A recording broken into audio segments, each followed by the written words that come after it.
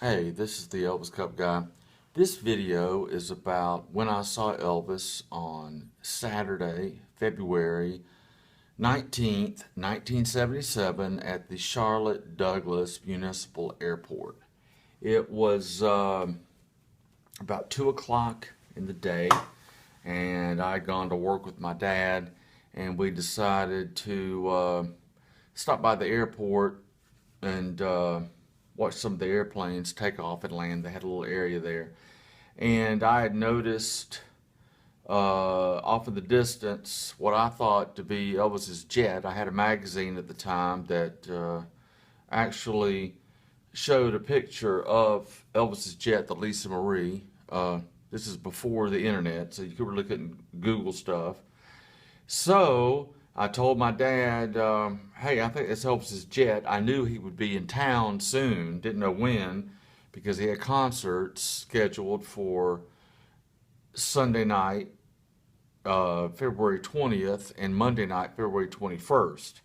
But I didn't know that he would be in town on Saturday.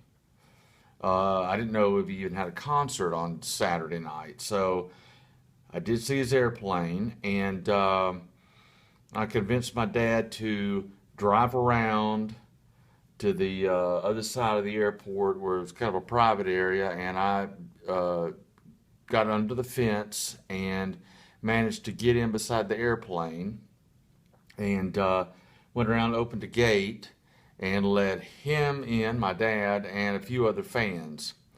So I'm going to talk about some of the few little items I had from that day, that night, and kind of show you and kind of talk along and describe kind of what happened.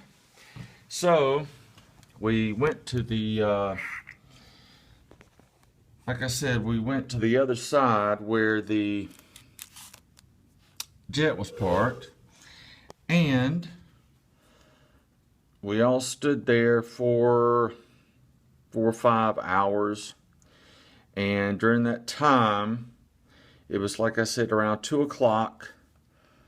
And we stayed 2, 3, 4, 5, 6, 7 o'clock.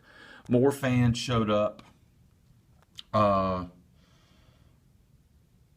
They came out, refueled the plane, or fueled the plane up. And at about 7:30, 8 o'clock, Elvis's a bus pulled up, and some of Elvis's band got out, and Elvis got out and walked up the steps and turned around and waved to everybody. By that time, the jet was fully loaded with people and fuel, and then after he got in the jet and they shut the door, wow, it was like kind of like what you would perceive one of his limos doing. It was already fired up, ready to go. So anyway, during that 3 or 4 hours that we were standing out there, you could actually walk around the airplane, and I did not have a camera with me at all. So the only thing I could get is somebody had an Instamatic camera or an instant camera that you could take a picture and peel it off, and then you would throw the top away and you would have the Polaroid. So what I managed to do was I found they gave me their peel off from the Instamatic camera, and if you look real close, you can see a lady had posed beside of Elvis's jet, the Lisa Marie. I'll try to get this at an angle where you can see it, and I'll try to show you scale of what this thing looks like. But as you can see, there it is. Maybe that was taken around 4 o'clock. They had put the steps up to the plane. You can see it says Lisa Marie there. And you can see the steps there. And you can see a lady posing for a picture. Well, I walked up those same steps a few different times during the course of that day, and then when it turned dark early in February. So there's Elvis's jet from that day. That was daylight. Well, what they did is around maybe 5 o'clock, 6 o'clock. Different vans pulled up. They opened up the door right there, and they went in and started doing, I guess, a pre-flight checklist. And the door was open. And by that time, there were maybe, I don't know,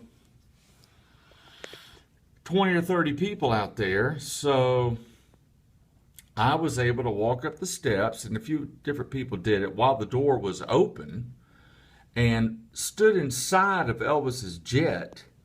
And on this, now this is inverted, this is reversed, but I actually stood inside and saw the sink right there, almost behind the cockpit. As you walk up the steps, it would be to the left. And I remember this image is reversed.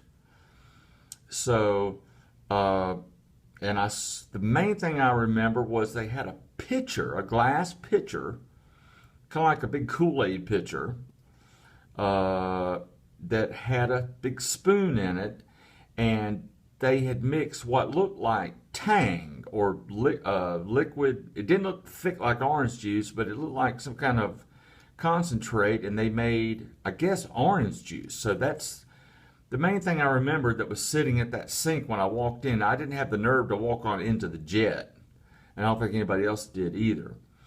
But so anyway, I stood there and walked inside the jet, the entranceway to the jet. And then during that 4 or 5 hours out there, surprisingly, this jet, even though it was huge, I was able at 13 years of age to reach the top or the bottom portion of the wing, but I was able to write my name. I think I wrote my address. I think I wrote my phone number. I wrote #1 Elvis fan, Wade Jones, all this kind of stuff. So Elvis was on the way from Charlotte to Johnson City, Tennessee to do a concert, and then he flew back. So anyway, about 7:30, 8 o'clock, after hanging out there all day, it was dark, 4 or 5 police cars pulled up, and they kind of blocked the area off where you couldn't get too close, and then some cars pulled up, and then a bus pulled up. Now, we kept thinking Elvis was in one of those cars, and everybody kept watching. We didn't see Elvis, but then people started coming out of that bus behind the police car barricade, and 6 or 7 people got out, and then all of a sudden somebody yelled out, "There he is!" And walking right up those steps there, it was Elvis, and he turned around and waved, and then he got in the jet. Well, by that time, the pilots, the crew, everything had already been in the jet, and it was fired up, like running, like, you would have a car idling. So anyway, while I was there, an Elvis fan club from Atlanta, Georgia was out there, and I bought this button. I think it was $2 or $3. They were selling it. I guess they had come down from Atlanta, Georgia to see the show. And you see I've got it in plastic. But I bought that button. And like I said, Elvis was on his way to Johnson City, Tennessee. And then I've got a little photo album here. Here's Elvis actually getting onto the jet that night that I saw him.